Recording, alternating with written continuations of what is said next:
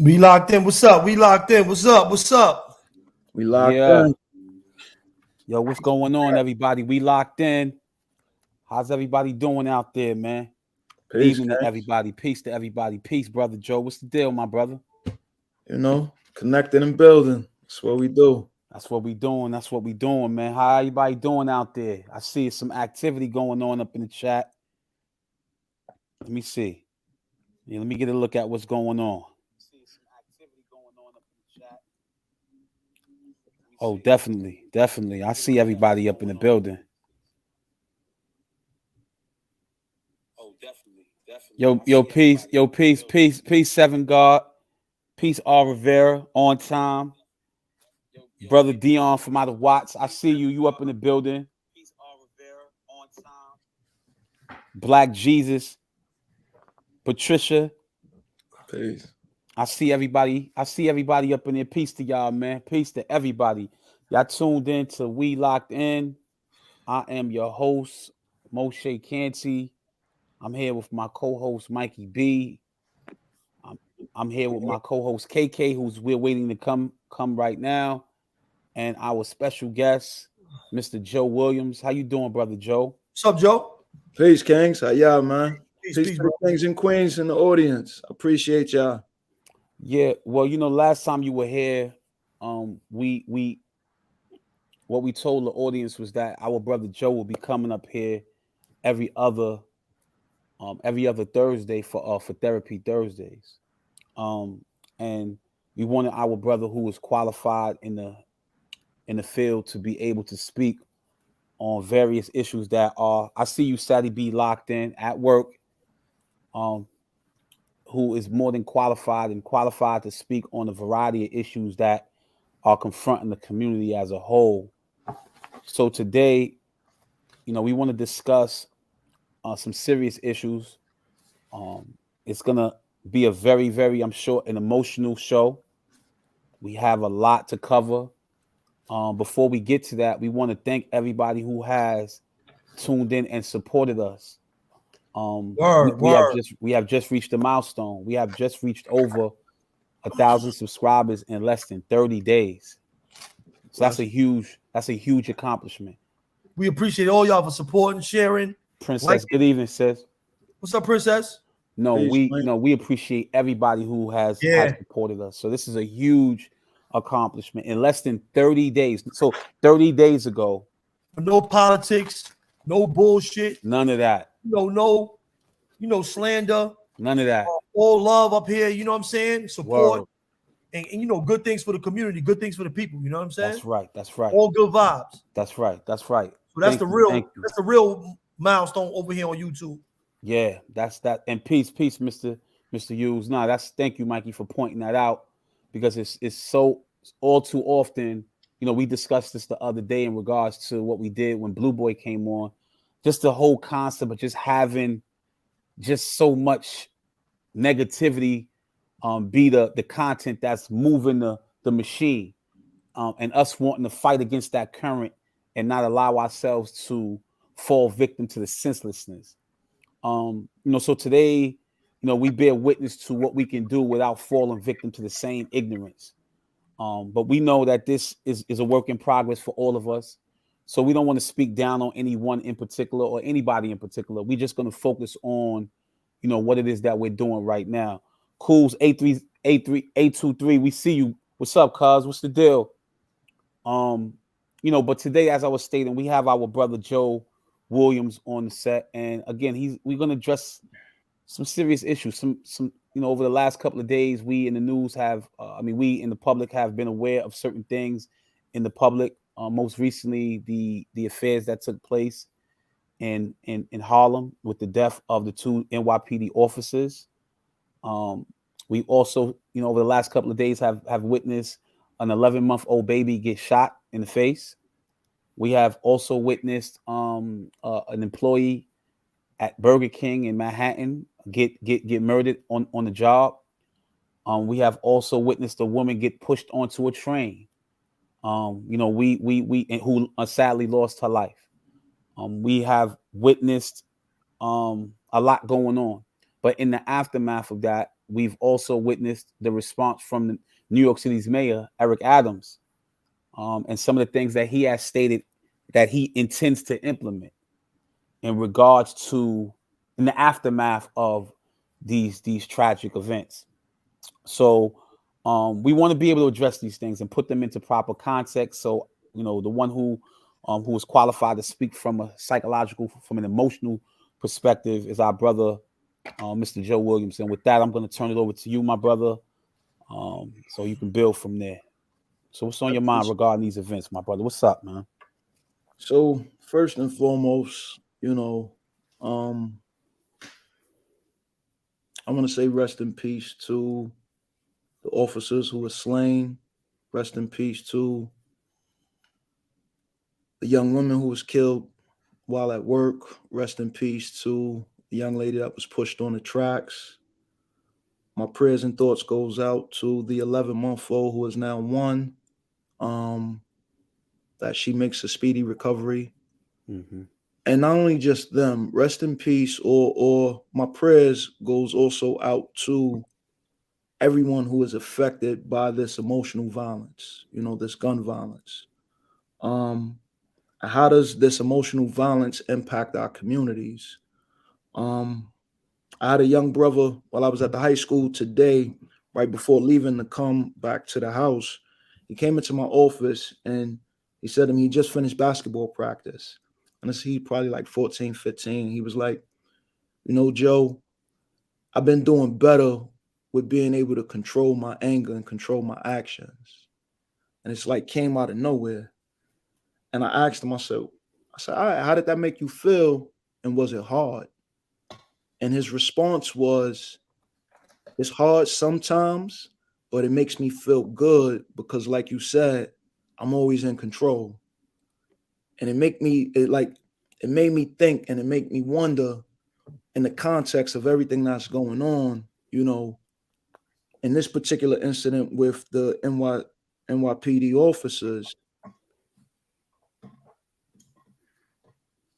The suspect and his moms were apparently beefing. She activated 911. And her activating 911, 3 lives were lost. Now, I'm not saying she's at fault, by no means. So please don't misconstrue what I'm saying. But how is this emotional violence impacting her? Not only her losing her son, but knowing that in the aftermath of this, 2 young officers under 25, they statistics show or studies show the brain doesn't fully develop into the age of 25. So here it is. These individuals were still growing. They were kids themselves. They were on to do a job. And the job, in my past life and in my past profession, I would have looked down at the officers. But at the end of the day, God forbid, if somebody violated my mom's or my grandmom's, this is who they're going to pick up and call for help. It's tragic. Not only is it tragic, what is going to be the impact to our community? Like you mentioned, Moshe, Mayor Adams is talking about bringing back plainclothes cops, checkpoints for guns. What's not being said is stop and frisk is going to come back. What's not being said is, do they have scanners to start scanning for guns? Just this morning when I got up, there was a 17-year-old who got arrested on a train who had a hammer on him. And I'm like, damn, 17. In the wake of everything that's just happened, they're going to make an example out of this kid. And where's all of this coming from? Now, granted, we don't manufacture guns. We don't own planes like this. The same rhetoric that we used once upon a time when it came to how the drugs got into our community. We don't own planes. We don't own boats. We don't own poppy fields and cocaine fields. And yet these substances, these items, these materials find their way into our community. And what is it designed to do?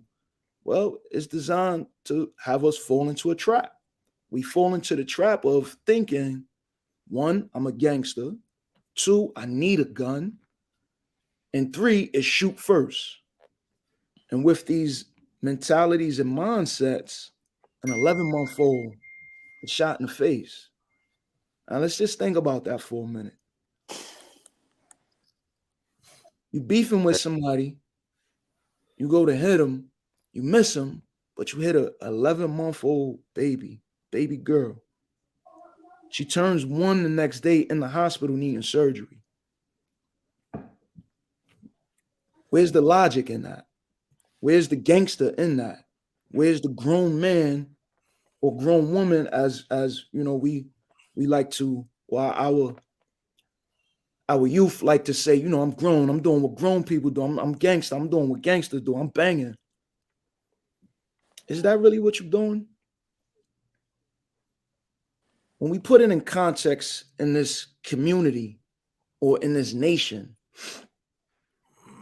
in middle America, when we think of QAnon, when we think of the good old boys, we think of people that is enforcing their right to bear arms. And in that enforcement, our children are suffering from senseless violence, from the street to prison pipeline, because not only is a soldier taken off the street, a soldier's dead. There's nobody there to protect our family and our loved ones.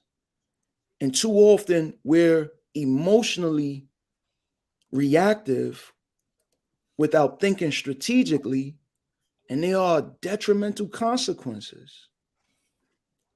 Going back to the school today, I had some young ladies in my office, part of the My Brother's Keeper program that I run, and tensions were flaring.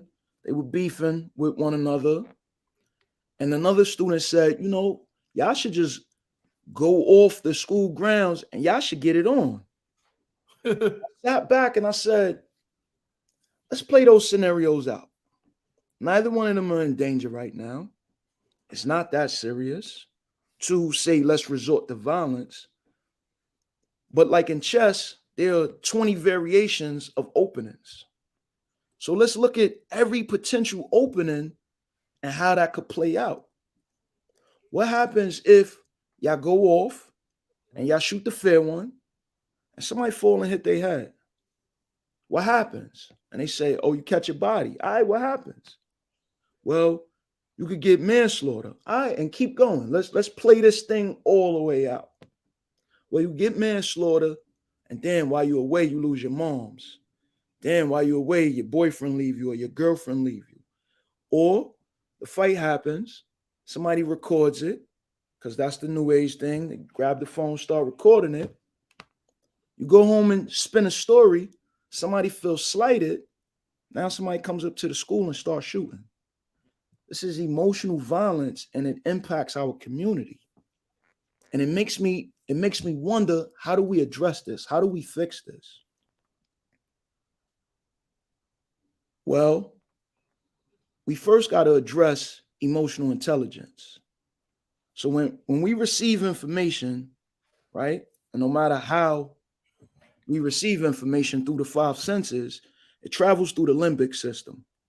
So before the information that we receive actually gets processed in our mental processing center, it actually passes through a realm of our brain from the spinal cord that elicits an emotion. Oftentimes, we don't know what that emotion is, yet we'll react in anger. I like to do this with my students, and I'm like, if I tell you, or if somebody says to me, I'll do it to you, yo, Mo, Papa Mint, your breath stink, right? Now, the response typically to that, my students will laugh. And I asked them, well, what's the first emotion that you actually feel? Based on how somebody contorts their face, it's anger. I say, nah, it's not really anger. It's really embarrassment. You feel embarrassed because you were put on the spot. Now, the information could have been presented in the same way as a whisper. Yo, Papa Mint, son, your breath stink. It's the same information carried differently, but it elicits an emotional response. With that response, if we're not aware of what we're actually feeling, we tend to mask shame, guilt, and embarrassment with anger. And this is what we're seeing in our community. Somebody diss somebody on a rap song, and the first thing is, yo, what? I'm gonna clap them, not realizing what the consequences are. And what are all these consequences? The consequence is not just you making your name ring from letting a hammer go off. The consequence is somebody gets killed. And these are actions and words. Once you let them out, you can't take them back. And these things have detrimental and dire consequences that's impacting and affecting our communities. What do we do to fix this? This emotional violence. How do we enact emotional intelligence? How do we help solve these problems? It's not one of us, it's all of us. I'm a culprit of being emotionally violent, being a disher of violence, and on the recipient end of emotional violence. I got shot in 1997 by somebody I grew up with. We knew each other. We knew each other from the town. We had a disagreement, misunderstanding. It led to me catching a hot one. For many, many years, this was 1997, I was 18. I fantasized. I used to fantasize about my get back, about my revenge. Last February, my big homie orchestrated a meeting with me and a brother. And I legit forgave him. I looked him in the eye. He looked me in my eye. He said, you know, bro, we were kids. I'm sorry, man. I was young. I was dumb. I said, yo, bro, I forgive you, man. I love you, man. He looked at me. He said, yo, Rook Ups, man. Yo, you don't know how that just affected me, bro. It took a level of maturity. It took a level of forgiveness. It took a level of me having emotional intelligence to recognize that this violence that we keep enacting on one another, we hurting not only ourselves, not only our family, we hurting our community, we hurting our generation, we're hurting our people as a whole. And it can't just be when we get on these platforms, we're building, but then when we're back in the hood, we're banging. Oftentimes, when you get back to the unraveling, what's this about? It's not about no bread. It's not about no major violation. It's literally about somebody's feelings being hurt. It's about someone having emotional dysregulation, be it due to a mental health disorder, be it due to a substance-induced mental health disorder. And what do I mean by that? People nowadays smoking K2 like it's regular. That K2 is affecting not only the mind, but it's affecting the emotions. Facts. People smoking dust. That dust. I was locked up in Jersey from the 98 to 02 bid. I was locked up with a dude who shot his grandmother by mistake because he was high on dust. And when he came down in a precinct. And as he retells the story, he was in his crib. He didn't know she was in the house. He got music playing. She walked out. He was tripping. He thought he saw a monster and hit it. Pum, pum. Shot his grandmoms. You don't take that back. So the substance use is hurting our community. It's ironic that as we look through the generations and we look back through the generations, almost every generation has suffered from some sort of substance use, be it opium, be it heroin, be it coke, be it crack. Now it's weed, it's K2. For some, it's crystal meth. At one point, it was dust. Let's not forget the alcohol. Yeah, Percocets, Molly. Pills. All the things that's dysregulating the emotions. And what's happened, we mentioned this on our last episode, emotional temper tantrums with bullets. Some, we could say that the music does it, right? Because what does the music promote? You know, yes, we want to support our brothers and sisters who's trying to make it out of poverty and who's trying to make a lane for themselves to change their family's social structure or their social class, right? Life and death is in the tongue. So if every rhyme that I'm rhyming is murder, death, kill, shoot at will, these young impressionable minds who already may have been suffering from emotional violence through being beaten, right? And getting a beating. And as I was thinking about this, right?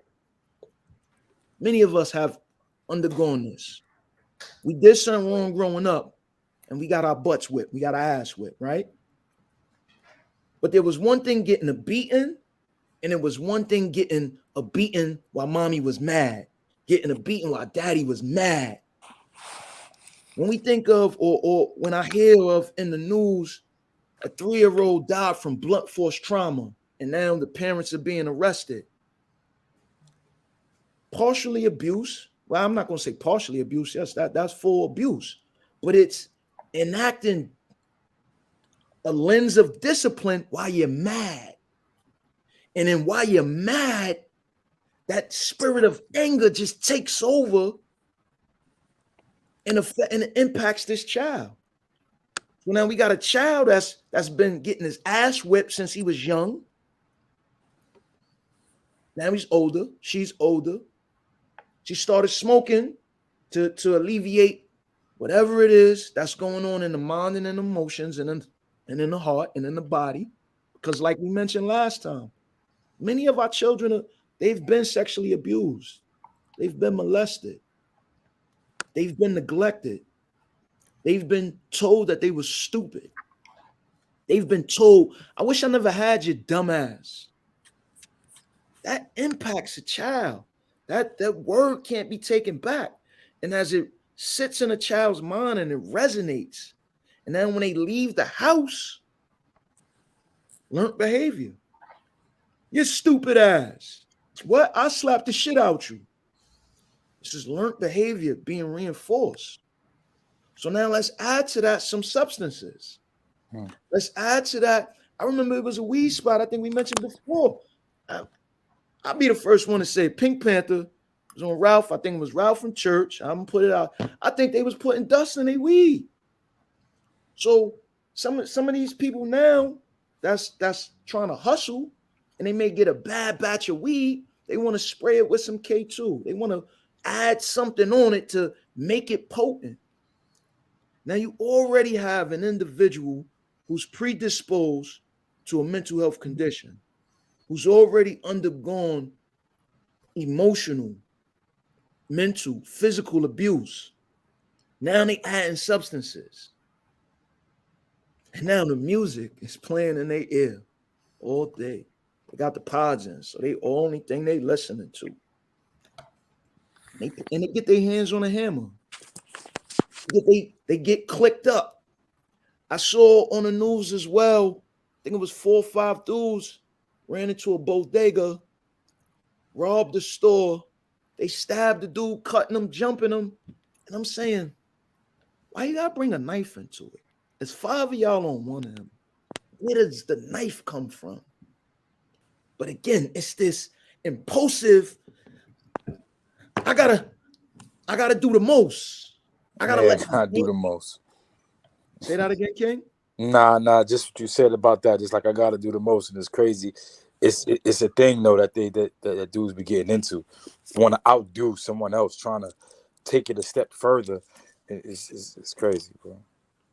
And it's indicative of our time.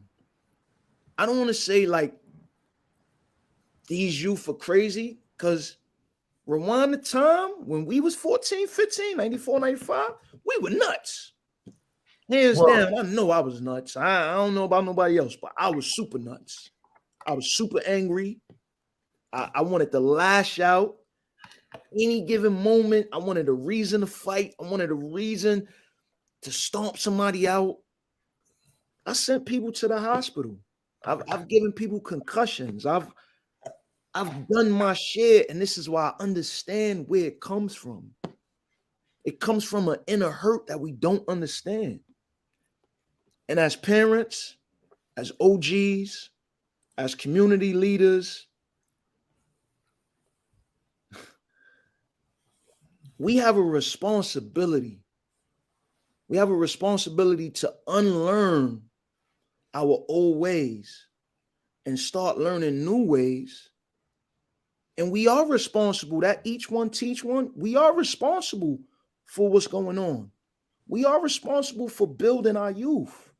That's we can't change and save everybody. That's a fact. I ain't no super. We ain't dun. But as the shirt, I'm raising royalty. But I'm not only raising royalty in my home, I'm raising royalty in the high school. I'm raising royalty in everywhere where I step my foot. Anywhere I get the opportunity to open my mouth. My goal is to recognize peace, queen. Peace, king. Because you're not a gangbanger. You're not dumb. You're not stupid. You're not a hoe. You're not a pimp. You're not a hustler. You are a king. And as kings, we're to connect and build. We build our kingdoms. As queens, we are to connect and build. We build our kingdoms. I'm saddened by what went down.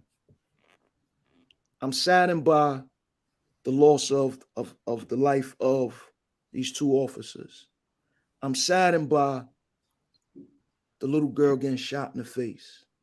I'm saddened by the 19-year-old going to work and get clapped and killed, not even over $100.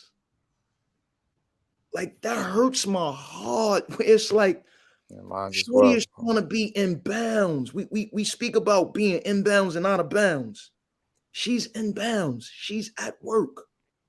She didn't ask for somebody to come in there and pull a jukes on the spot. Was he high? Was he under the influence? Was he going through something? Was it a nervous itch? At the end of the day, it doesn't matter. You can't take the action back. A life has been lost senselessly. How is that going to impact our community? Believe it or not, the heat going to get turned up. Now, when NYPD goes to engage our youth, they're engaging them from a spirit of fear. Again, it's fear. And in that fear is going to be aggression. Yes, they say, they want more oversight and they want more accountability. But when you got an officer who's afraid that a 17-year-old might shoot him and he might not make it home to his wife and kids, doing a job that he swore to uphold and protect the community, they're going to be thinking shoot first too. Because at the end of the day, they won't make it home.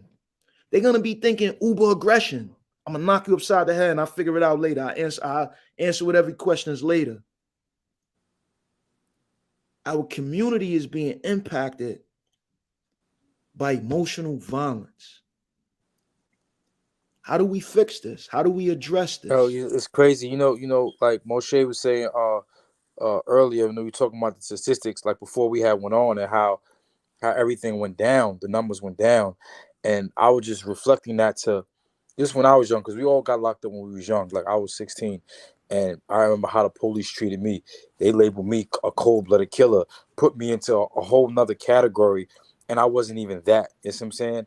But just looking at now, whereas they get restless because the crime rate has went down. So it's like when situations happen, it's like, oh, now we got a reason to go extra hard now. Now we can start, snatch them and charging them. And right before we came out, we seen the numbers that they was giving individuals. And it's like, it just hurts, bro, knowing that this cycle is just about to just take place. It's all over again, and just seeing it, bro, and how we continuing to lose just our youth, not just to the prison system, but to the graves as well, bro. Yo, if you don't mind, can I just interject real quick? If you pulling up for the first time, please subscribe to the channel. Y'all tuned in to We Locked In. I'm your host, Moshe Canty. I'm here with my co-host KK and Mikey B, and we're here with our special guest on Therapy Thursdays, our brother Joe Williams. We're speaking about emotional violence in the aftermath of the death of the two officers, the NYPD officers who were slain. The individual who took their lives, he was killed also. We're speaking about just a plethora of violence that has permeated our city. And I want to touch on something real quick, man, about the aftermath. Because I'm sitting here and I'm thinking that this is going to be similar to, not probably on a, crack was at an all-time high when the officer in Queens lost his life, where, Fat Cat and Pappy Mason and all them, or during all that era, doing all that stuff, and Officer Byrne was shot in Queens. But I'm seeing the same type of response, subliminally and overtly, from Mayor Eric Adams.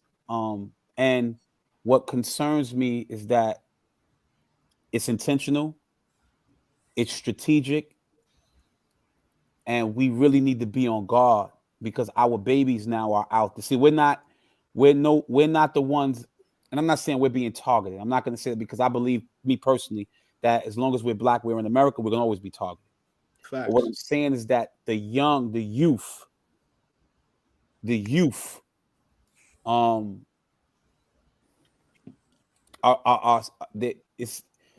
really have a lot they should have a lot to be worried about, and we as their parents should even be more concerned about what's at stake here. Because one, we know that mass incarceration is real. A lot of young Black and so-called Latino bodies are going to be snatched up off the streets. They're going to be hoarded away into these institutions.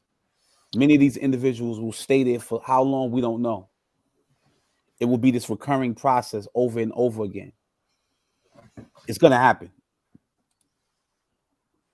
How many lives will be taken during this new green light that Eric Adams, has opened up on the city, of unarmed Black men who, like Sean Bell, Oscar Grant, Laquan McDonald, and the list keeps going on and on, whose lives were just snuffed out by officers with their shield.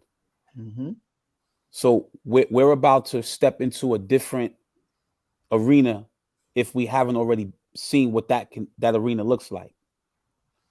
And what troubles me is the statistics. I see questions coming up in the chat. You brothers can definitely ask your questions. There's going to be a segment at the end of the show, for the last half hour of the show, where the brother Joe is going to answer any questions that you have. If you have any questions, please hold them off until the last 30 minutes of the show, so that the brother Joe can answer them. Please. You finished, Moshe? Go ahead, my brother. I'll come back to my point. Go ahead, my brother. Yo, Nari Turner. My family lived on Liverpool Street too. You said Eddie Burns. I got a call today from somebody. Dave McClearly, a great teacher in prison. He's going to the board for that murder of that officer in April.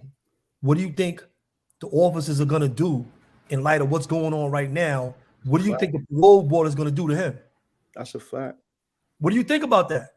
Somebody just called me today from Atlanta that's supporting his parole, that's trying to get somebody to help him make his parole board. And in light of all the stuff with the police, you think he's gonna make his parole board in April? This is not his first parole board neither. Let's take that one step further. That's a good question. Let's take that one step further. Prior to these recent strings of, and by no means, let's not mistake that the news sensationalizes these things that go on. It vilifies us, but it is part of the trap. Everybody like, yeah, I'm in the trap. This is part of the trap. Up until this point, there's been a push for decarceration, close Rikers, decarceration, close Rikers. In the wake of these events, it's crickets over there for decarceration. They want back stiffer penalties. It's part of a plan. It's part of the 20 moves of openings. And we, as a people, we being in charge of our actions, we being in charge of our emotions, we being the ultimate chess players in our household and in our communities, we got to help guide our youth to make better strategic choices with their time, with their decisions, and with their actions. Somebody had put in the chat, let's bring back street justice, right? And it brings me back to The Godfather, right? And this was a key in the beginning of The Godfather, the movie The Godfather, right? At the wedding. Connie was getting married. You know, the Don is in the back. The team is in there. People are coming in. They're asking for favors, right? The funeral owner, the pallbearer guy, he comes in. The Don pretty much is like, you know, what happened? He says, you know, dudes violated my daughter. And, you know, the Don says, well, all this time, you never sought my friendship. You never came to check me.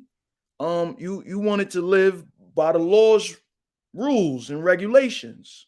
Why come to me now? He says, you know, well, I tried, but in the court of law, they laughed at, like they gave him off, and then they just laughed at me. They just laughed in my face. So to make a long story short, you know, he accepted the Don's friendship or offered his friendship to the Don. So the Don asked him, so what would you have me do? He whispered in his ear, and we could allude that he whispered, yeah, I want you to kill him. What did they do to his daughter? It's not explicitly said that they raped her, but he did say that they beat her up. She was a fair, beautiful woman, and now her face was unrecognizable, and nobody's going to want her, et cetera, et cetera. And so the father, the funeral home owner, his justice through his lens, when he whispered in the Don's ear, he wanted to smoke him. And the Don says, but you still got your daughter with you. We'll take care of it. And when he issues the order, he says, send somebody who's not going to get carried away because we're not animals. As I think back to that movie and I think back to the segment of that, what is street justice? What is justice in the first place? And then what is street justice? For many of our youth today, if you diss them in a rap song, justice is to shoot them. That's street justice for some. If you rob somebody for $100 or for $20, street justice is to kill them, to stab them.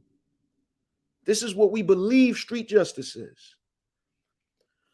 Too often, that emotional violence, that spirit of violence, we take things a step further that has detrimental consequences that we're not aware of until we're faced with them.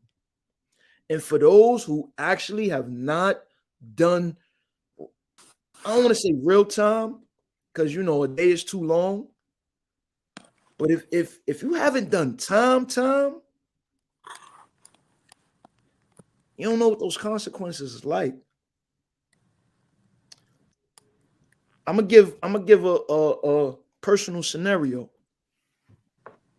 Coming off of the high of our last show, I went out with some coworkers and a relative. We went out. We came back. We stopped in a store over here in Queens. My relative felt like I'm in the car. My relative came out, hype. Yo, come in. I get out and I go in the store. Yo, what up? On $1 million.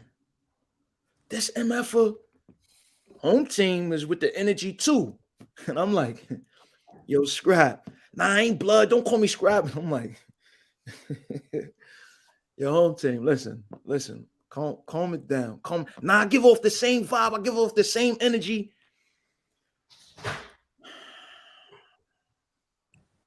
Home team, I don't want the consequences of where this could go, because this could go many ways. And the last thing I want to do is go back to prison. The last thing I want to do is get hurt. The last thing I want to do is see you hurt. That vibe shifted to the point I've had him open up his phone and check out the podcast. Word to everything. The goal in that, my series of decisions in that moment, I could have reacted. I could have let my emotional feeling like, yo, who you think you're talking to? Why are you talking to my relative like that? I recognize the consequences. I don't want to go back to prison, especially not for something that's not detrimental to my life, my livelihood, and my family's life or livelihood. So based on this emotional moment, do I feed the fire? Scripture says a gentle word turns away wrath. I'm always looking for a gentle word. I'm always looking to turn away wrath. Why? Because I know how ugly it could get, and I don't want it to get ugly. How do we build? How do we build, even like in the chat, certain comments shooting through? Yeah. Are we speaking life? Are we speaking death? This is a platform and a forum for us to be connecting and building. And that's what we need to be doing, connecting and building. I think it's we're faced with some very challenging circumstances. So many different layers upon layers upon layers upon layers of problems. It's really no one way. It's no cookie cutter approach as to how we're going to go about solving the problems that's confronting us. It's so many different challenges. Like yourself, you know, I'm in Brownsville primarily for most of the week. And the youth that come through there they high out their mind. They high either on some K2, some weed, some perks. They gone, right? Many of them are on probation. So they already have, you know, this interaction with the criminal justice system. Many of them are already being threatened to be sent back to where they just came from. You know, and I ask myself every day, because all we're being asked is to provide a service to them in which we can connect them to credential programming. We can help them acquire the skills that can then ultimately lead to them becoming employed, or we can help with their academic endeavors, acquiring a high school equivalency degree, enrolling in college, among other things. So there are things that perhaps may be done, but how do you change this criminal mentality into a more constructive, a more productive one? How do you help them overcome the experiences, the traumatic experiences that they may have endured in their lives? How do you try to help them get a better grasp on not reacting to things so violently? As you just stated, violence is the common norm. It's like second nature. People are just going to respond, go from 0 to 100. And I, no matter how many times I ask that question, I'm never able to fully answer it without coming to terms with our reality. That some kids just don't want to hear this crap. Some kids just don't want to hear that, yo, man, you know, I could go to prison. Because we've seen individuals who are still in prison, who are acting like they're on the streets, acting like a bunch of fools, who would never give you the impression that they're in prison, like they want to go home. They might say they want to go home, but they're still acting like criminals.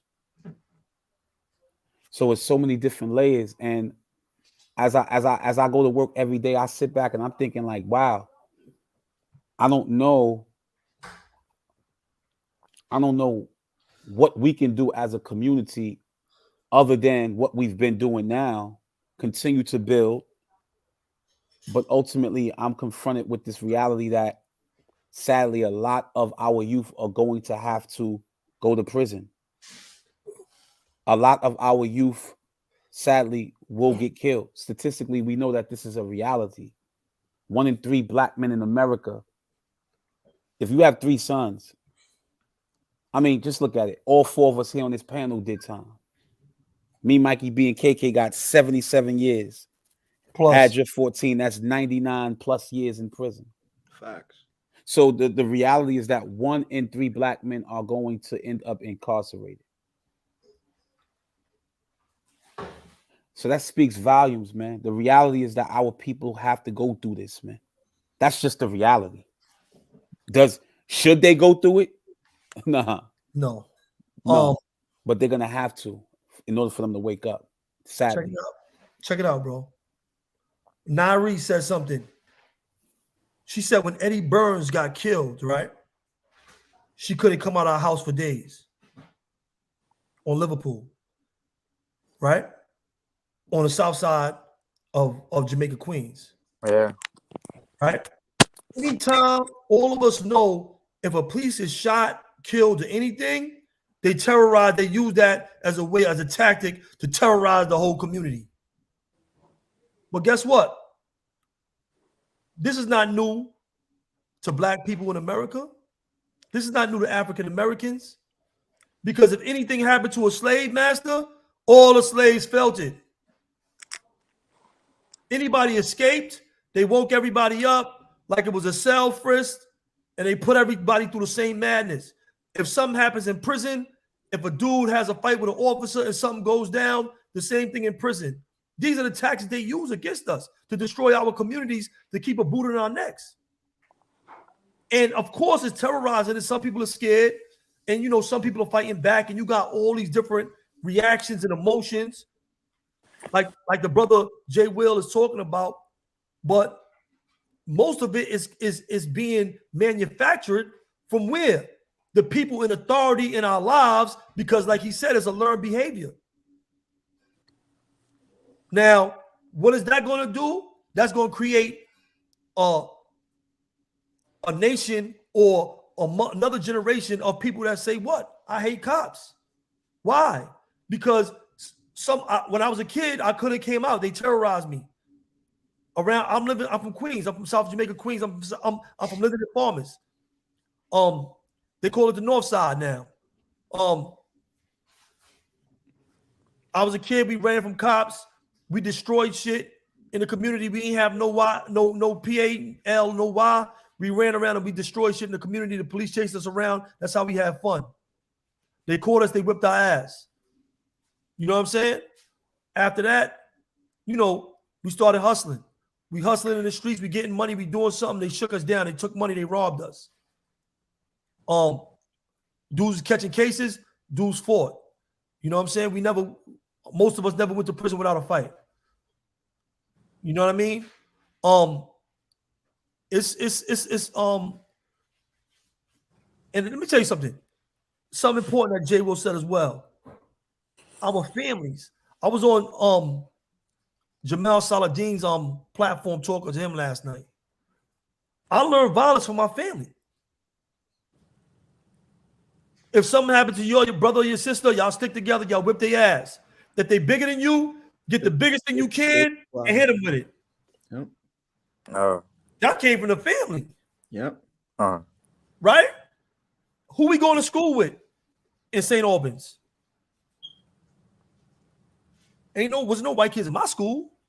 Wasn't really no Spanish kids. My community was all black, Jamaican. Really? I'm lying, KK? Nah, not at all, bro. And our hood was all black, really. It was really you might see a Spanish or white person in the store. No white at all. You see a Spanish person and a tired person in the store, pizza shop, or something like that. Yeah. Chinese restaurant, you see the Chinese restaurant. You got the Chinese restaurant. You got stores like that. Everybody else in the community and schools is black. Everybody's black. So you're telling me to do this to another black person as a kid. I got my ass whooped for everything under the sun. That was crazy. I just seen the chat. All up and down my block, we trade war stories about who got whipped the worst today. You heard?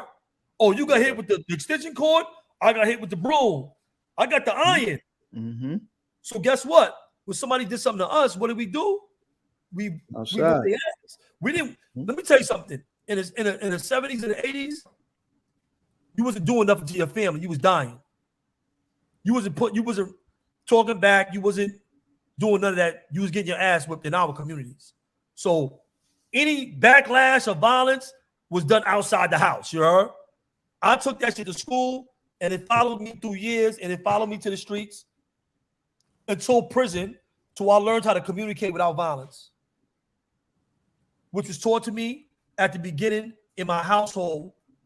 And I had to explain this to my parole board that I knew where the cycle of violence started in my life and how it gained momentum. It got larger into shootings, into murder. Because if I couldn't explain that, they would have never let me out of prison because I didn't have insight into my crime. So are we saying that the youth of today, are being, because I mean, I think we really were the abused generation. I mean, the way we was beat.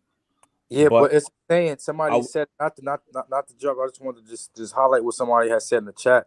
But it's at the same multi-generational trauma, and that's just what it is. He just kind of explained it. The same multi-generational trauma, like the same thing over and over again. Just continue. No, I'm saying my question is: do we think that the youth today are being abused the way that we were abused? If not, do you think that they're being abused physically at all? So nah, I think I was kind of helped a little. I think the discipline and somewhat, and our thing kind of helped a little bit.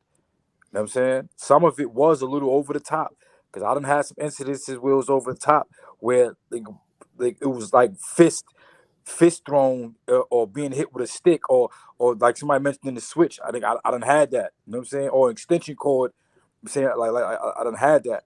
So, but some people it does become a deterrent.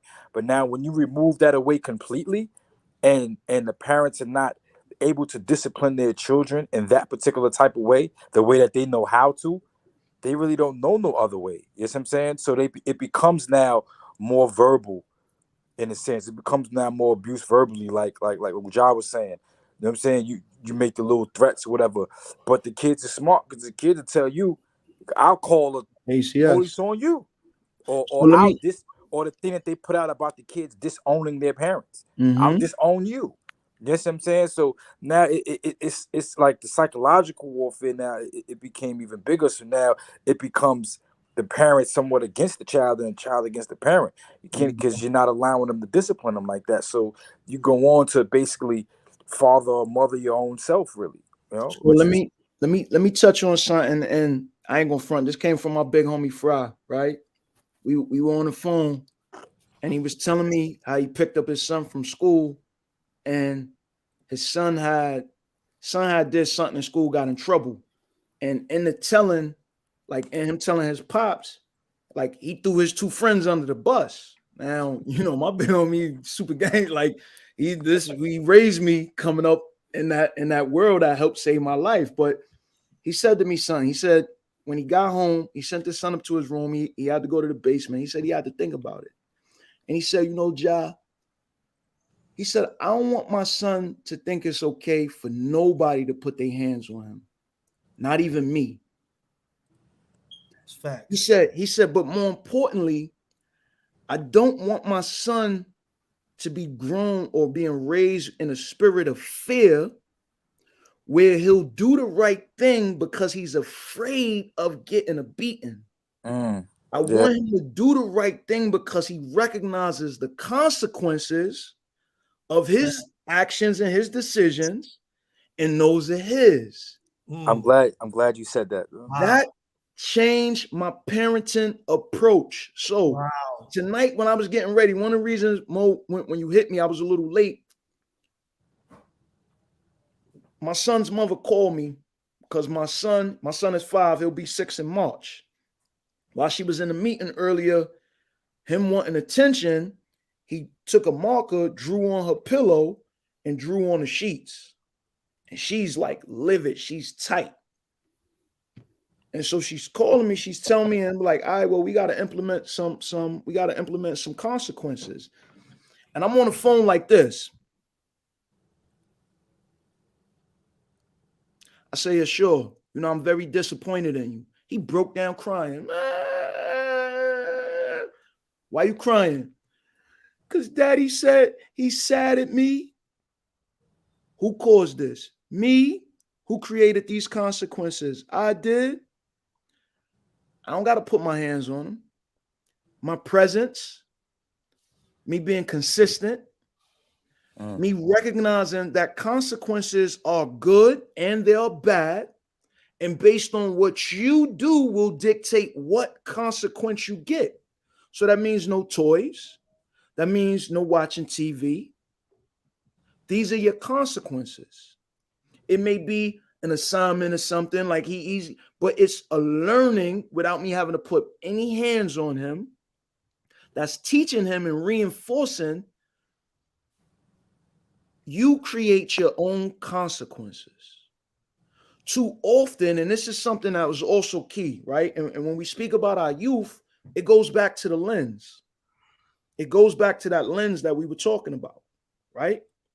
Not just the perspective, but the lens. Because if you see yourself as a pawn, if you see yourself as a gangster, if you see yourself as mimicking power and drinking lean, we forgot to throw that one in.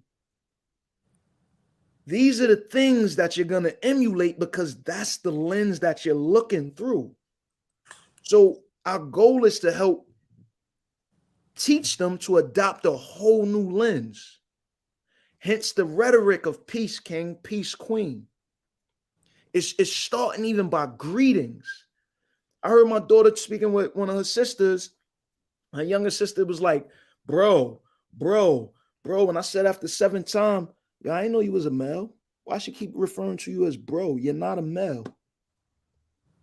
These are reinforcing. We have to reinforce language. We have to reinforce culture. We have to reinforce what discipline actually is without it being violent. It is a lot of work. It's a lot of work that we... It's crazy because the same thing my stepson, I had pulled him over to listen, and I asked him that question during that time, and he said that, like, this way, what are the ways that we can help address certain things or change certain things? That he said, well, one of the things he was like, yo, a lot of it comes from us. For one, we learned it from y'all, right? 2, the other thing he said was really highlighting the consequences. So, and you just touched on that, really making them understand it, because a lot of times the children don't really understand it. You get a beating for something in the thing, and you establish a fear mentality, and you start doing things out of that. Like, I don't want to get beat, or I don't want to this, so I'm gonna do it this way. Like, you're absolutely correct, but coming from an understanding perspective and making them actually see it themselves. He froze on us, King, when he was building. Repeat that. Communicated for to themselves. Yeah, finish that. You said making them see it for themselves. You had froze up a little bit, KK. Okay, I just hold up. All right. You know what? Y'all tapped in to WeLockedN. I'm your host, Moshe Canty. I'm here with my co-host Mikey B and KK with our guest speaker, our brother Joe Williams. If you're pulling up for the first time, please hit that subscribe button. Please hit the like button as well, man, and share it with your loved ones so that they can pull up. Because by doing so, not only do you share this much needed knowledge with them, because this is information that, you know what I'm saying, we essentially giving away for free. So if you share this information with them, by all intents and purposes, man, they will gain something from it. And what we're trying to teach is, man, life skills in which we can become better. So hopefully you will follow that advice. But I wanted to comment about something with the mayor. And I don't mean to shift gears real quick, but I sent you guys something earlier, man. It was about the statistics. And I just want to state this because a lot of times we tap into the news and we get a very biased perspective of what's really happening. And as opposed to sitting back and thinking critically about what's being propagated across the airways, people will hear it and automatically run with it. But we should also do our own independent research about information that we're gaining. That's where critical thinking is taking place. You're asking why. Why is this happening? Why are they telling me this information? Who's telling me this information? Where is it coming from? You know what I'm saying? How are they coming to these conclusions? So, for instance, one thing that's been happening lately is that we've been seeing like a string of shootings in all across the city, primarily in the Bronx and in Brooklyn. We know that there has been a significant rise in these events based on what the news is saying. But the question is, has any one of us actually done any independent research to look into the truthfulness of these claims? Because when they say that there's been a rise, what has there been a rise in? Has there been a rise in gun violence? How do we know that? How do we measure that? How are we measuring that? Has there been a rise in gun possessions? People being locked up with firearms? How do we know that? Where do we get our evidence from? How do we know if the evidence we get is accurate, it's reliable, it's credible? So we have to really be mindful as to who we're getting our information from, what they're telling us, why they're telling this to us, because this is how we're able to measure and weigh the truthfulness of it. So remember, most of these crimes that they say are that are taking place are happening in impoverished communities, where so the ghetto, so to speak, right? They're not happening on Park Ave. They're not happening in Soho. They're not happening in some of these upscale communities. They're happening in Harlem, right? Lower East Side, Brownsville, East New York, the South Bronx, South Jamaica, etc. So very rarely do you see these crimes take place in these upscale communities. What's my point? My point is this, that I sent some information out regarding the NYPD crime statistics, and this is coming from the NYPD itself. Surprisingly, you can actually go to NYPD and they'll give you information about crime statistics themselves. But surprisingly, you'll see Patrick Lynch, who is he's the president of the patrolman of the PBA, the Patrolmen's Benevolent Association, the union for the NYPD. You'll see him telling a whole different story, spinning a whole different tale about what's actually taking place. You guys can get this off of their website. You can get it on www.1.nyc.gov. I'm gonna put it in the chat for you so we can have this information. And it's titled NYPD Announces November Crime Statistics, and it's dated December 8th, 2021. All right. It says for the month of November 2021, the number of murders declined in New York City compared with November 2020. So over the last year, from November 2021 to November 2020, murder has actually, decreased. All right. Murder decreased by 17.2% for the month, meaning of November. Right. So there's a decrease. So what happened is that sometimes there may be a spike in crime, and they may seem like, oh, crime is rising. What they'll contextualize it for that moment, but they won't give you an extended period of time that they may be making reference to. When in reality, crime has actually been decreasing over the last 8 years at every level. But does it mean that it's showing a small spike? There may be a small spike for that moment, but has it risen to the point where it was at when we were growing up in the early 90s? It's nowhere near that. Nowhere near that, because over the last 30, 40 years, crime has decreased exponentially. Like literally, crime has decreased.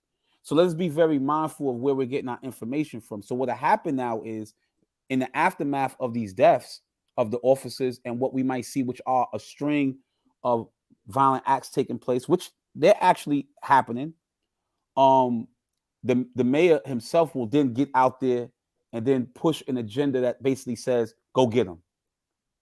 Go get them.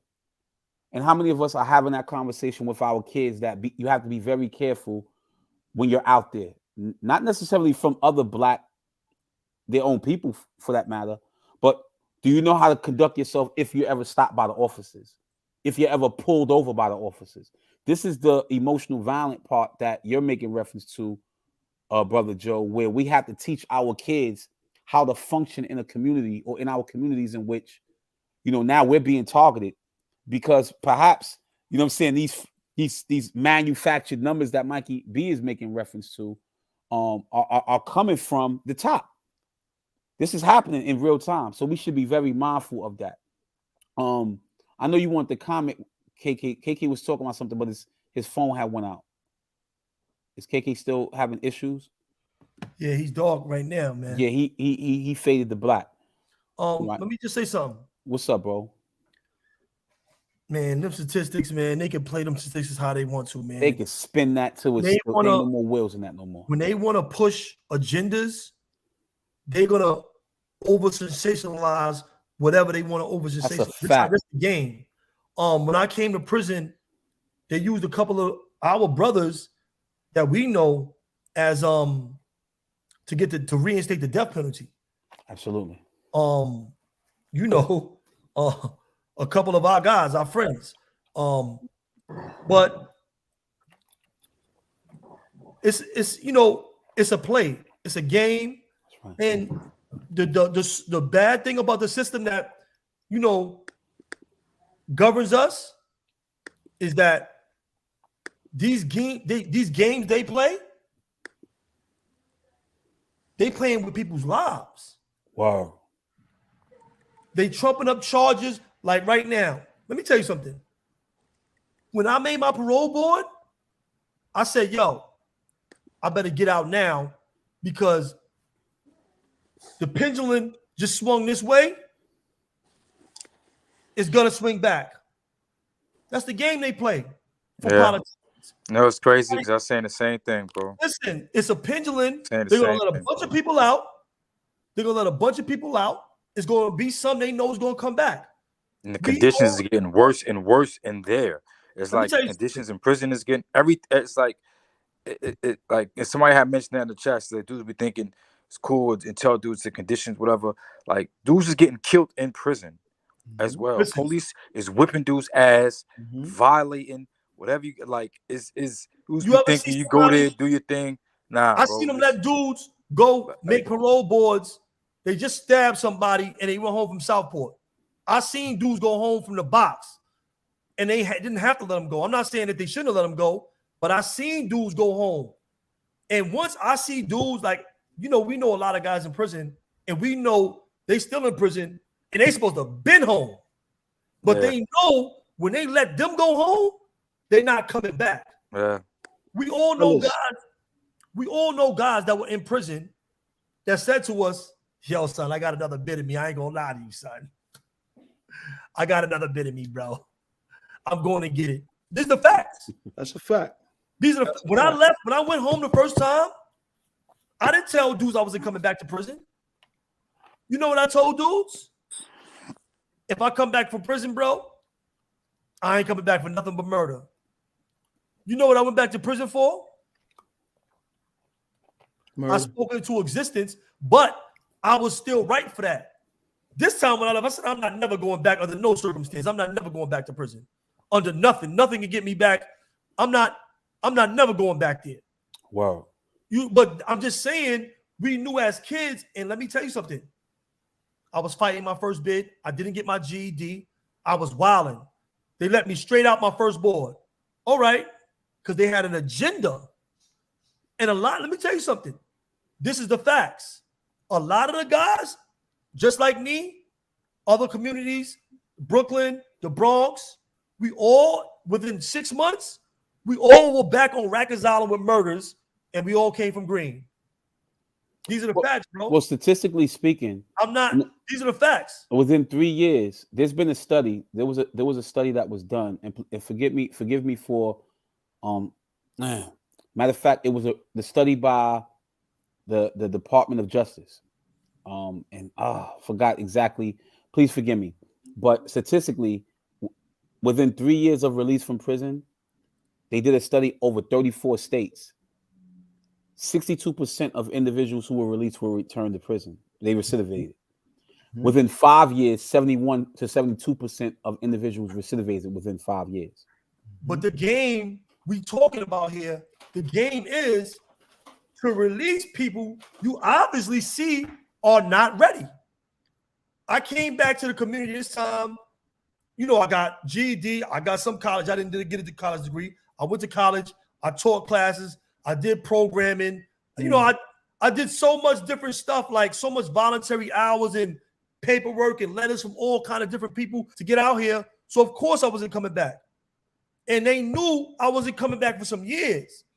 Nacy, you know, let me tell you something. In prison, the first people that know you're going home is the prisoners. Because we know when you really changed. You heard? You can lie to the parole board. We know when you really changed. You heard? Nah, bro, you going home, bro. You know what I'm talking about. Let me jump in real quick because is that's a fact.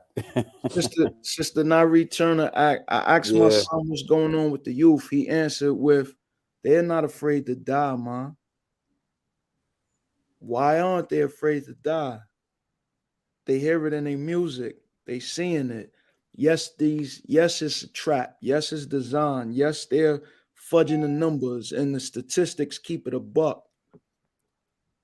We are still the sole controllers of our chessboard. And every move we make has consequences. And I don't want to lose sight of the importance of us reiterating to our community. There's a level of power in that. Yeah. There's a level of power that we're not being shown in that. And I think as long as it's the foot on the neck verbiage, we got ops out there, be it the police, be it somebody that look like me, that's from the projects that's next to me, be it in my household. Remember, homie moms called the police. Like, we gotta get back to that. Whatever was going on in that household, she felt it was necessary for her to activate police.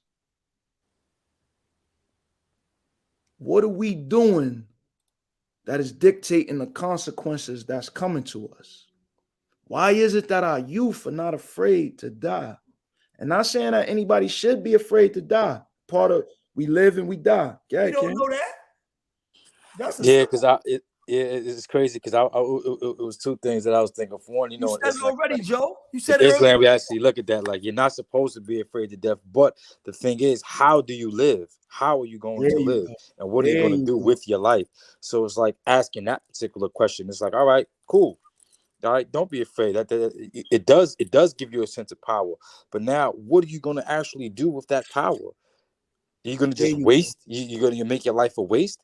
You're going to build a legacy? You're going to, you know what I'm saying, do something that's going to effectuate some type of change? Or the thing that's going around now, everybody's talking about, you hearing, you're going to build some generational wealth? Or, you know what I'm saying? You're going to do some change in your family and community? It's hard.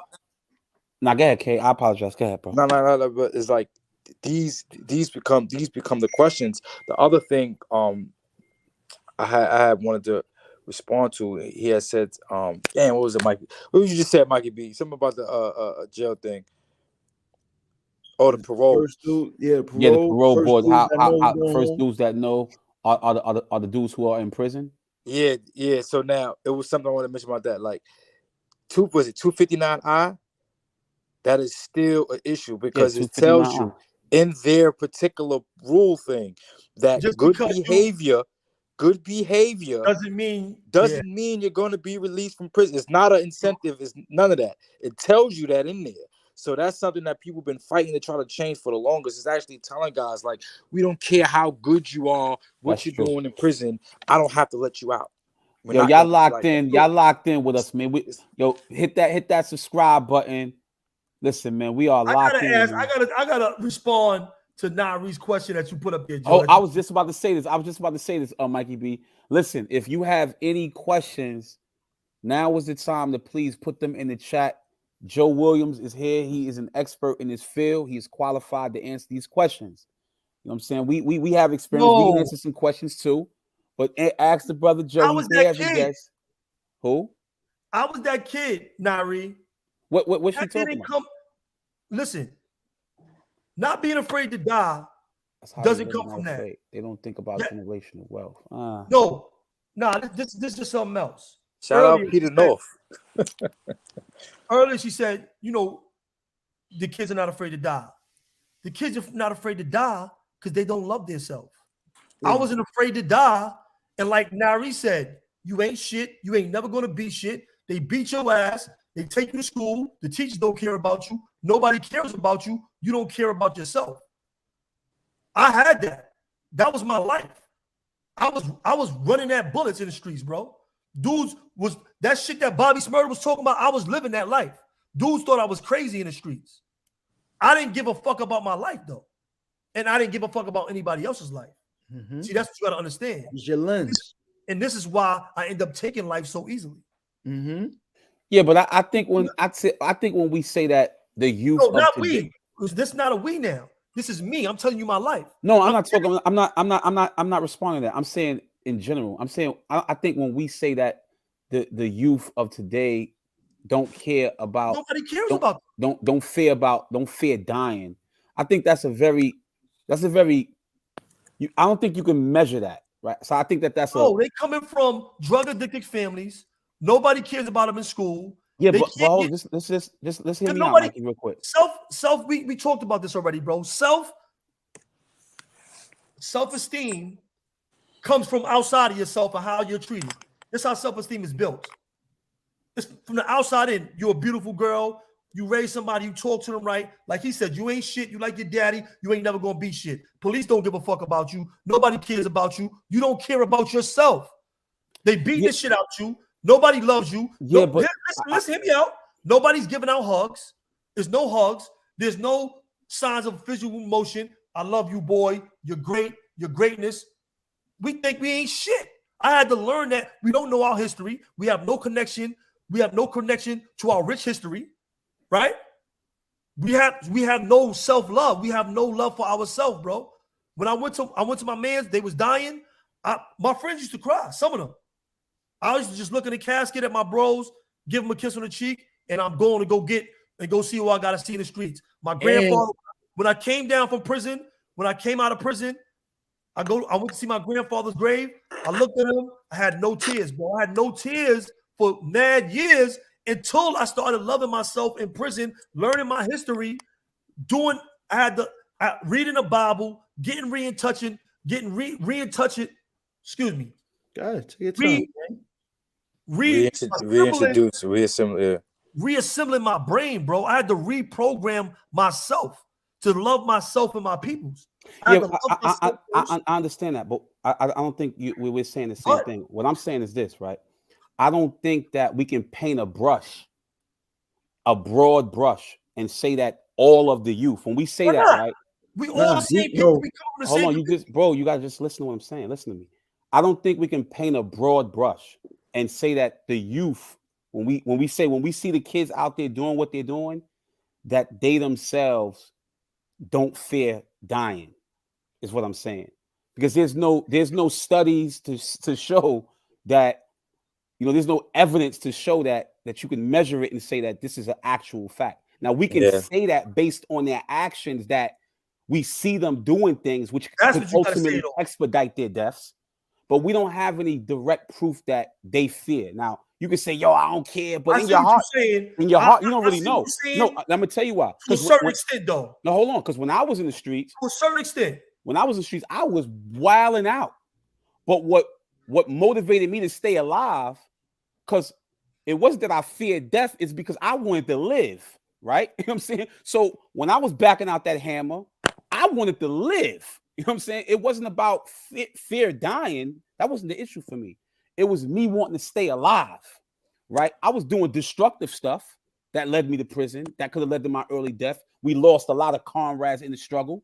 But the point was that I still wanted to stay alive, is what I'm saying. So I think that is different levels to it, Mike. And I understand what you're saying. The way it affected and impacted you, it was different than how it may have impacted or it impacts other individuals as well. So it's different layers to it, and it's different levels, is what I'm saying. I understand, but I understand that, Moshe, as a rebuttal. I understand that, but I just know that when you see like dudes just putting videos up of people killing each other, all these viral murders, people sending me, I don't want to see that shit. That's a fact. People send me that stuff all the time. I don't want to see that shit. Check it out. I see dudes, they play their rap videos, they songs, they be getting these little killings that these dudes are shooting each other up. Let me tell you something, bro. When you go and you know somebody is armed and they can go kill you, and you go to them with your guns and you're not afraid to die like that, then you're not afraid to die, bro. You don't care about dying, bro. Now, because guess what? People that are afraid to die, don't go at guns and don't go do certain things. They don't do that, bro. They don't live like that, bro. I disagree because you got soldiers going to war every day. But they're trained. But they're trained. But see, but that goes back to us too. Think about it. We're not. Yeah. We're trained not to love ourselves. Informally, yeah. The stuff we be doing in the hood, we gotta train ourselves too. We're trained not to love ourselves. Let me answer this question right here. We're trained not to love ourselves. Go ahead, Joe. Answer that question. Question is, Joe Williams, would it be beneficial for the older generation to admit their faults in these kids' upbringing? I'm going to answer that in one word, yes, and I'll explain. There's a wise person, there's a smart person, and then there's the repeating person, right? The wise person learns from the mistakes of others. The smart person learns from their own mistakes. The repeating person continues to repeat the same miscalculations over and over again. Our youth will not learn to be wise if we're not being transparent about the miscalculations that we made at their age. I'm very transparent with my 18-year-old daughter. I'm very transparent with the students in my school. They know my story. They may not know nitty-gritty details, but they definitely know what was my series of decisions, what was my emotional intelligence at the time. Part of me now, and I'm like on a straddle with both UKK and Moshe, because my mother said that when Elo got killed and Jeff in 1992 in school and in high school, she said you had like a death wish at that point, right? And to an extent, I agree with her. To an extent, I didn't. I was mad. I was angry. This is why I shot first. But I also realized that I didn't care if I lived or died. So it wasn't that I was afraid to die.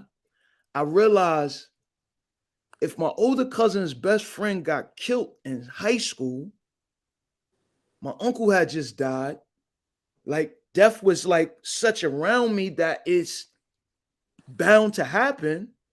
So if it's gonna happen, it's gonna happen. Yeah, you just reminded me of something though. What I was thinking about, because remember with the stuff when the studies came out with the juvenile brain, right?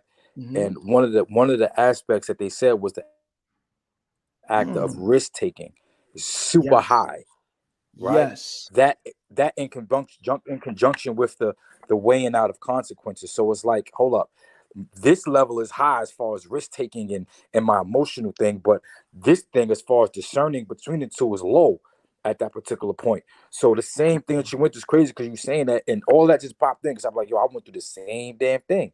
Man just got killed. One of my cousin had got killed. I think I was 14, and my pops, I think he was doing it as a way to shake me up, I believe, to get me away from that. But he brought me to see the body, right? Because they had my cousin's body out there for hours, cheat on him. You know how they used to do back in days sometime, like body caught, they wait forever for the coroner to come, body just there for hours. So he brought me there to see the body, and I was just like, I got upset. I'm just thinking about he trying to explain it, but it's not even really computing what he's saying. I'm just so like, get back in my mind, and I'm not saying nothing, but I'm just like, yo, they killed my cousin and da da da. But that just kept happening. It just made me want to like forget it. Not so much I want to die or anything like that. It's just like I didn't care really. You know what I'm saying? Like a shootout happened. Like a couple of days later, a shootout happened. I stopped in the middle of the shootout to look for my mans. Not really concerned about bullets coming and people boom boom. I'm thinking like, what? Yo, looking around, and that's just crazy. Mm-hmm. I'm not trying to duck and run and hide like what? And that's just crazy. But I know it comes from that, and that's something that we need to be mindful as well. Because you had went in a little bit of it earlier.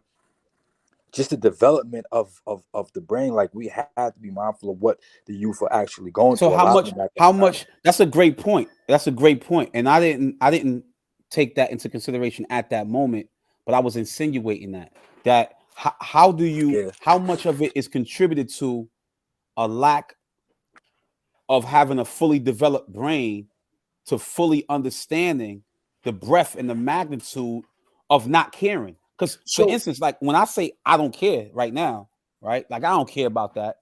My brain's fully developed. I know the consequences. I'm weighing it. I'm just saying it, right? But versus someone who's 13, 14, when we're out there getting high, smoking, doing what we're doing, drinking, and we're like, man, I don't care about that stuff. We haven't perhaps weighed the consequences, the pros, the cons. We didn't look at the different ways things might affect us, others, and so how much of that is really that we don't really care is what I'm saying. But I saw you want to answer that, Joe. Excuse me. And natural development. And what I mean by natural development, just think of a child, right? When a child is as an infant, it takes the baby steps. As they get older, they want to jump from the couch to here. They're not thinking, I could fall, I could break my wrist, I could break my leg. Natural risk taking is part of the development. Think of being in the park and jumping off the swings, and you're swinging mad high and jumping off. Naturally, adverse to the consequences or not recognizing what can actually happen. Now, when we factor in the substance use and the trauma, here's something that there needs to be a study on, right? Because we remember the crack era, right? And then there were the crack babies, right? And then we forgot about them. What happened to the babies of the crack babies? The crack babies were born with mental and emotional dysregulation from the substance use of their parents. Now, many of their parents cleaned up their act, got their stuff together and doing on, so on and so forth. But now these babies grow up and then they have babies.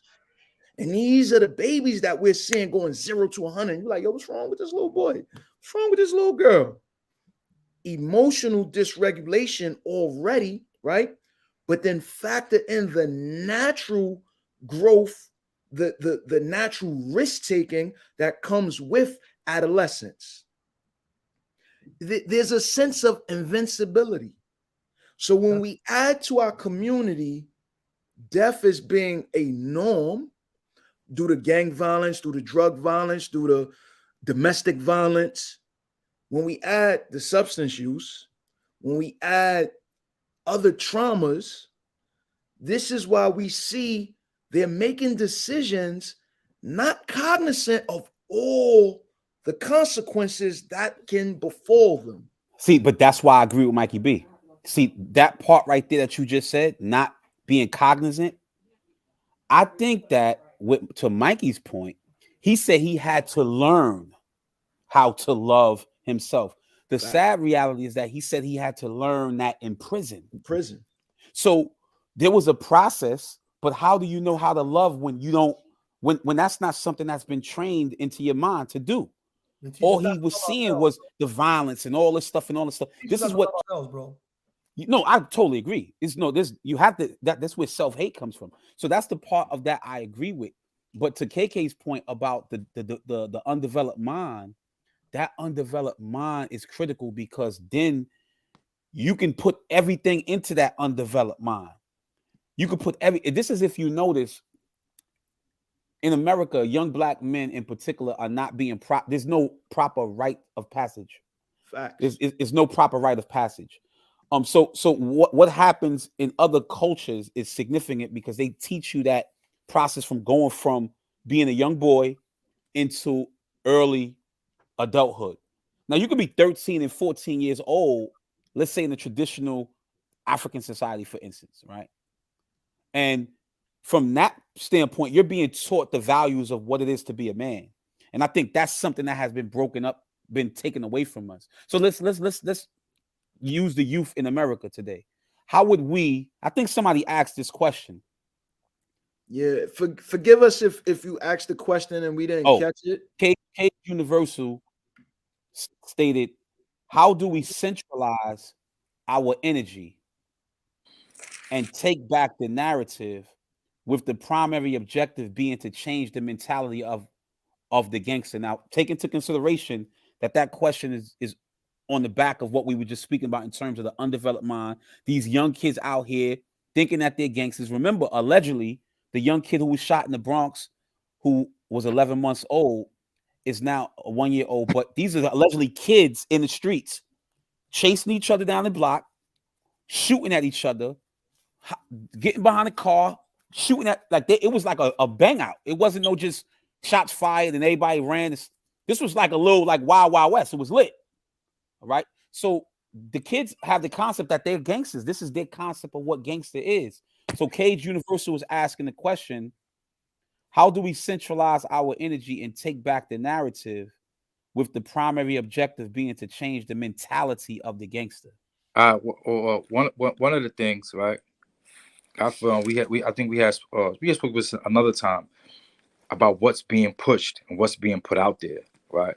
So more successful individuals, more black people, like you see, like people saying like what's going on this particular panel, or you see young people that's actually achieving things, right? That actually doing that needs to be highlighted way more than everything else, right? Because you already know, like the propaganda they put, like you'll have stuff going on in the neighborhood, one bad things happen, and that'll take up 90% of the airtime instead of all the other good things that are going on in that particular neighborhood. Yeah.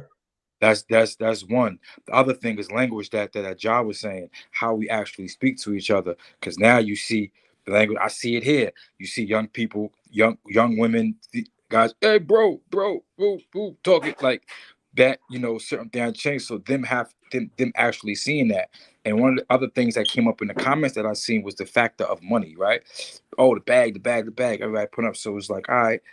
Those that are successful, they need to be shown. They need to be put out there that you can be successful and get billions of dollars by doing this right here, by doing this very thing, not going out to the thing and showing them the pros and cons, because they are very intelligent, very like you know, the stuff that they're acquiring now, the information that they're gaining now is way faster than what we were given. So they know how to process. Bro, So, my kids, right. Yeah, you give them the process. Yo, look, you can make this amount of money, right, with these little bit of consequences maybe that come with this. But now, if you do this right, like you're going to try to make this. This is what you're going to make from this. So if you get this bag, right, you're trying to get a half a brick, an ounce, whatever you're trying to get. You'll make this much off it. But look at all of the consequences that come. You got to duck the police. You got to duck the stick up kids. You got to figure out how you're going to get to work. Then fiends trying to actually beat you. Then your own mans that may try to snake you and get up over you. So all these particular things, you may get killed. You may go to prison for this amount of money, right? So then now you look another side that look, you take the time, study and learn this right here. You'll make this, right? And the only thing you may have to worry about, right? Hold up. What do you have to worry about? You know, it's bad. Taking the time. Delayed gratification. Matter of fact, you may have to worry about you may not be able to go to a party as much. You know what I'm saying? You may not be able to hang out as much with your friends, but you're making this amount of money and you'll be able to stack and do things. So a lot of this stuff really has to be highlighted even more. So this is one of the main reasons for coming on this particular platform with the brothers, really starting to give a different narrative. So now more people start doing that, and they get to see it. Hopefully that lens you talk about, hopefully that lens get yeah, man. It changes. You know, and you touched on, bro, delayed gratification. You know, we have this idea of you got to look like money. You got to look like money. So you got to have all of the accoutrements that says I got money, from the foots to the icy watch, to the nuggets in your ear, to you need diamonds in your chain. Like you got to look like you got money. Meanwhile, you still in the project somewhere. Meanwhile, you still living with moms. Meanwhile, you've put more attention into your appearance than into your foundation. One of the things that I'm teaching my students, when I say my kids, I be meaning them, and as well as my own, is financial literacy. Yeah. It's not about how much money you got coming in, it's how much you're saving. So if you're making $1,000 a day, but you're spending $900 a day, you only keeping $100, you're losing at the end. So it's about, what are you doing with your money? Too many individuals, and it's like, when I've been fasting. Let me just say this. If anybody been trying to hit me up on social media, I've brought the year in on a fast from social media. So aside from getting on this platform, I haven't been on IG, I haven't been on Facebook. So don't think I'm egging you or anything like that. Once the month's done, I'll get on, I'll respond. If anybody shouted me out, Joe4GI, that's my IG handle. Now with that said, too often when I get on IG and you scroll, everything is bottles with the girls coming and the icy this and the icy that. And I'm not knocking nobody for celebrating life, right? But what are we reinforcing to our susceptible minds of the youth? Yeah. Not only that, right? Not for nothing, they ain't really trying to sell drugs no more. Their new things are scamming. New things. Yeah. So in this scamming age, there hasn't yet been, for many, the consequences as of yet. This is all a trap and design. So don't think that other traps are not designed to pull our people in from all angles. Why? Because at the end of the day, the enemy comes to steal, kill, and destroy. It's not, there is nobody aside from us wants us to win. And so in order for us to win, we have to make better series of decisions. We have to make better strategic choices. And if some of us have made prior miscalculations, you bust a move. Now, what are you doing with that bread? Are you wearing the bread to show the bread? Or are you trying to build your foundation with that bread? Are you trying to open up an establishment that's going to keep legal money generating? What are we doing with our money? So I think on one of our next topics, we'll talk about the trauma of financial illiteracy and how that has crippled us as a people. I'll say it again, the traumas of financial illiteracy and how that has crippled us as a people. There have been so many instances of ways where it's shown to create division. I always go back to the Huxtables and the Evans. These were the two narratives. You were either of the Huxtables and you were the middle class working, a doctor and a lawyer, and you lived in a nice brownstone, or your family was the Evans and you lived in the projects, and then JJ gets shot and whatnot. And these are the discourses that always pits us against one another, as opposed to seeing Black unity. I support somebody got a Black business, the Chelsea House. That's my bros co-own that. I pull up there. That's the bros ownership. I go there. My homegirl got this the salon. She's gonna kill me if I don't remember the name of the salon. I can't hear you, I say, nah, she is gonna wow you for that. Word of mother, she gonna wow on me. Black unity is so important, bro. Guys, Now, go ahead, Mikey. Go ahead, bro. Now, I was gonna say, it's hard. It's harder for the kids to see the same way you, Mikey B, and Mikey B, KK, and even Ja, we saw Black unity because many of us come from, we've come from the 70s. So where my bad, Moshe. Let me just jump in real quick. The Steam Lounge Spa. She would have killed. All right. Yeah, you out of line. Word of mother, I'm so sorry. Yeah, you way out of line. So I want to say this too. So I think the concept of Black unity is different for us than it is for the youth of today. So we have a different understanding of what it means. Remember, we was talking about how with the Don Move movement, we saw in the first generation unity. We know what it is for all of us to be united. Under one nation. The kids today, they only thing that they know is that they know about division. That's unity for them. Divided, right?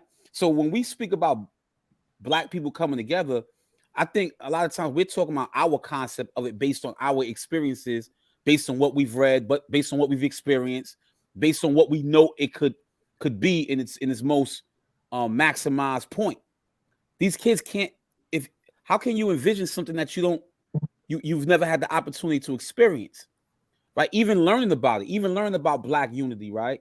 When you read books like The Destruction of Black Civilization by Chancellor Williams, right?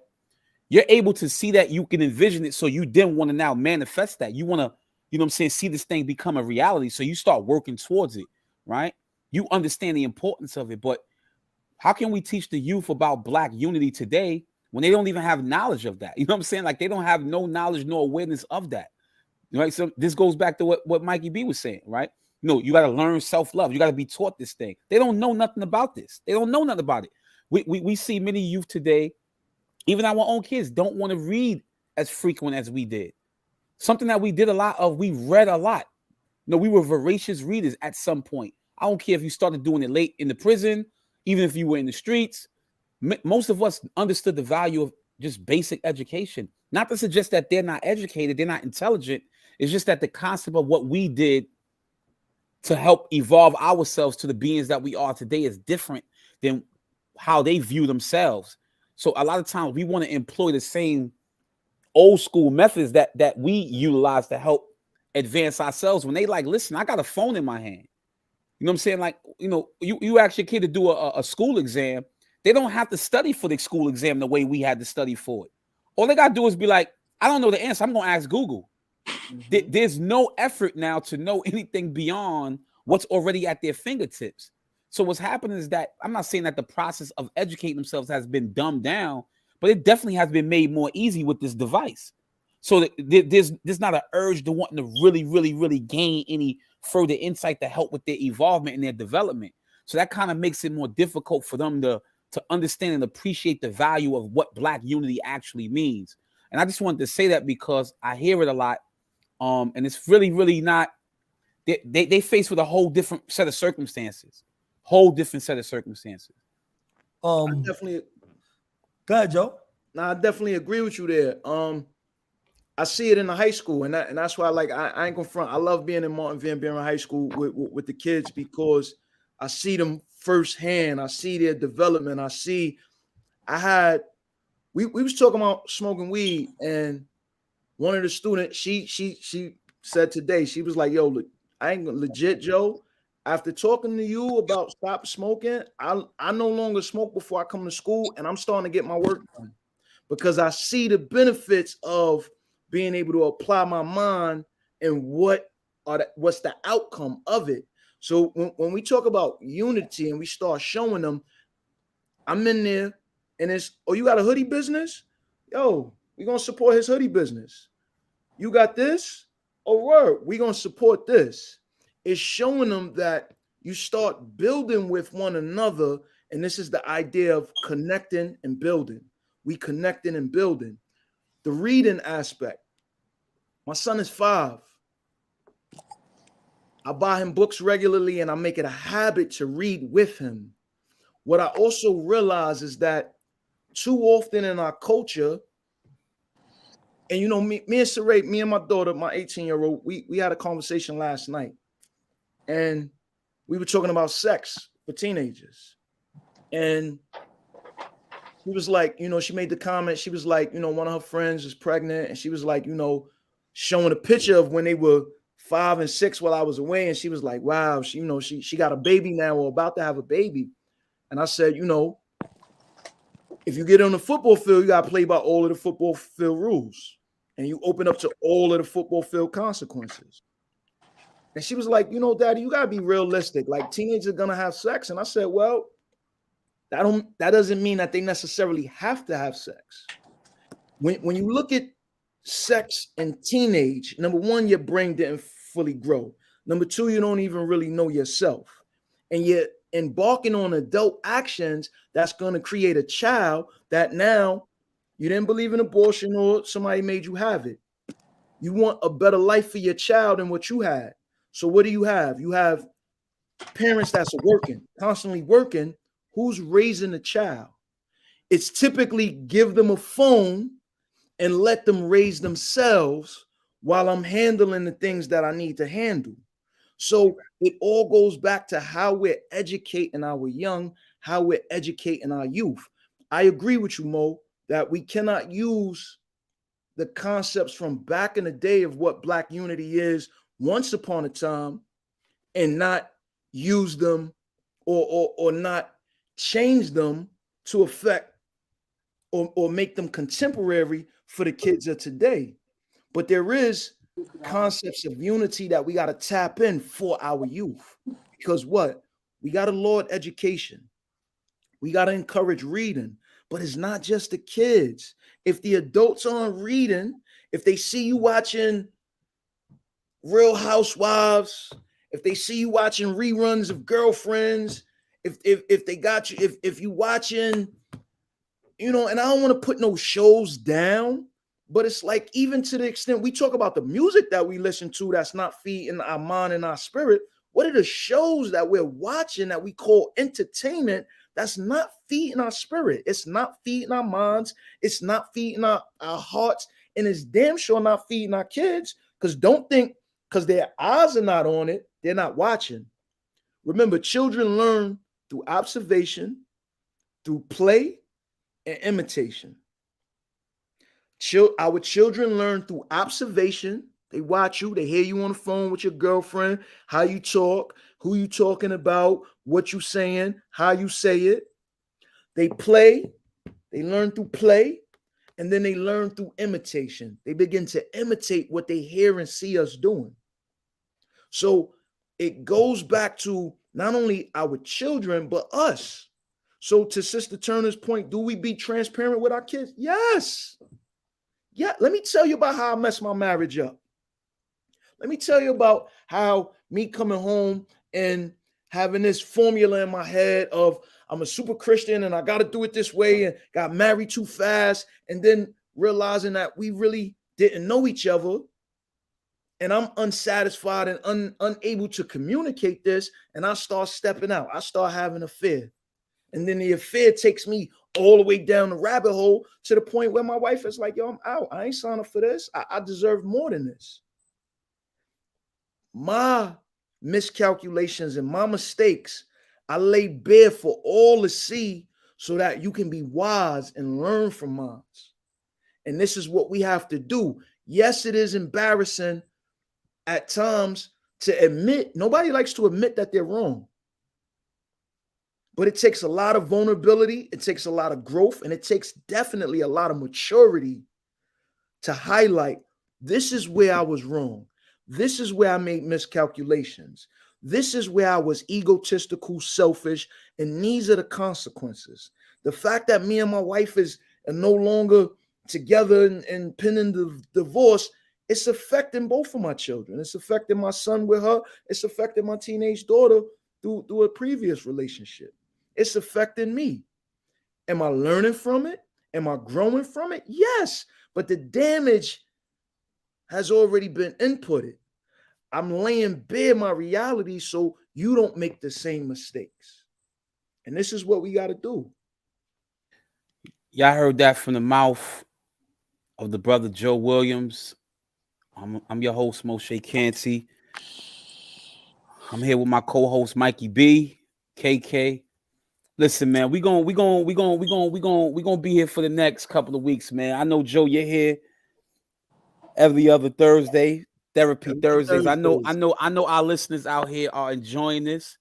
We don't want to give you a little bit, we don't give you everything at one time because we got a whole bunch of stuff we want to give you guys, man. We got so much stuff coming, but we thank you for coming again, my brother Joe. We really, really appreciate it, man. Yo, Joe, you know what we got to discuss, man?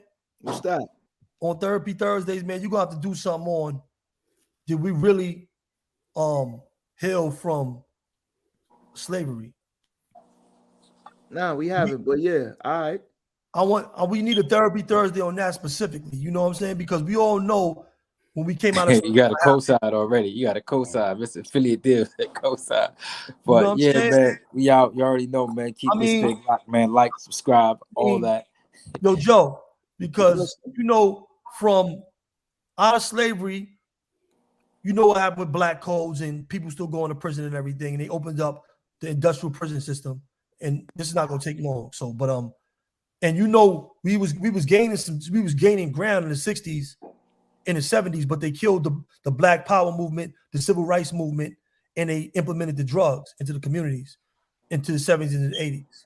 And yet from 90s, you know, we never came back since then. So that has to be something that we gotta we got that. You already said we got that, man. You know what I'm saying? Yo, come on, man. Go back to sleep, man. Hold up. You know what I'm saying? My boy Mikey want to go in. Nah, no, I'm not. Very serious. That's a very serious thing, bro. Yeah, but like I said, Joe, that's topic. You're gonna have to put some things together on that. You know what I'm saying? Word. Among other things. And you know what? We definitely would appreciate if the audience, the listeners out there, would give us some suggestions on some topics that we can discuss, because you know, we have a lot of information about a lot of topics. So we know we can obviously control the narrative and talk about things that, you know, we would expect responses from you guys from, but we also appreciate your contributions as well. Jazizone, I see you, bro. What's good, man? Shout it out to you as well. And we also appreciate, you know, your contributions to the panel, to the discussion as well. So, you know, as you know, give us some ideas, man. We, you know, y'all part of the community as well. You know, we can't solve these problems alone. So, you know, with that, you know, I'm your host. I mean, Moshe Canty. I know if there's anything y'all want to leave us with, leave our listeners with, man, I'm gonna simply say, you know, community is a call for unity, man. You know, when you look in the word community, you see the word unity, man. So, I mean, the best thing that we can do is focus on building ourselves up and come together as one, man. All I have to say, you know what I love? Find freedom in you, man. That's that hashtag, man. Find freedom in you. Or it starts with you first. Series of decisions. Peace, kings. Peace, queens. Appreciate peace, you. kings. Peace, queens. Everybody, y'all have a good night, man. We locked in, man. Love y'all, man. Y'all stay up, man. Peace.